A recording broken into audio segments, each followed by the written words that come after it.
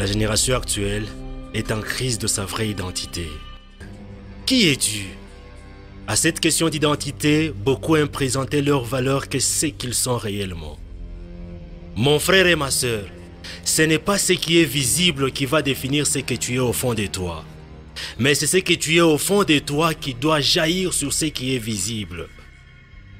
Le plus grand combat de ta vie, ce n'est pas avoir de l'argent, moins encore de te marier, mais c'est celui de la découverte de ton identité. Connaître qui tu es est une première étape de ta délivrance personnelle.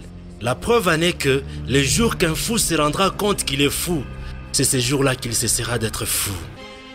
Que ton entourage t'accepte ou pas, crois à ton identité. Cela aura de l'influence positive dans tout ce que tu feras. Qui es-tu?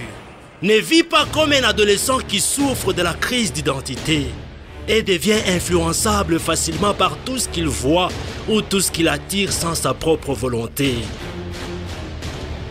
Peut-être tu es déjà perdu. Tu ne sais pas qui tu es réellement. Je te conseille de croire au Seigneur Jésus-Christ et de confesser qu'il est ton Seigneur et ton Sauveur. Car en lui, tu as une nouvelle identité. En Jésus-Christ, tu es le pécheur déjà pardonné, libéré et sauvé. Qui es-tu? En Jésus-Christ, tu es l'enfant de Dieu. Car il est écrit qu'à tous ceux qui l'ont reçu, à ceux qui croient en son nom, il a donné le pouvoir de devenir enfants de Dieu, lesquels sont nés de la volonté de Dieu. Qui es-tu? Qui es-tu? En Jésus-Christ, tu es plus que vainqueur, tu es plus que champion. Qui es-tu? En Jésus-Christ, tu es un aigle. Les Écritures nous l'affirment que ceux qui se confient en l'Éternel renouvellent leur force. Ils prennent le vol comme de l'aigle. Ils courent et ne se lassent point.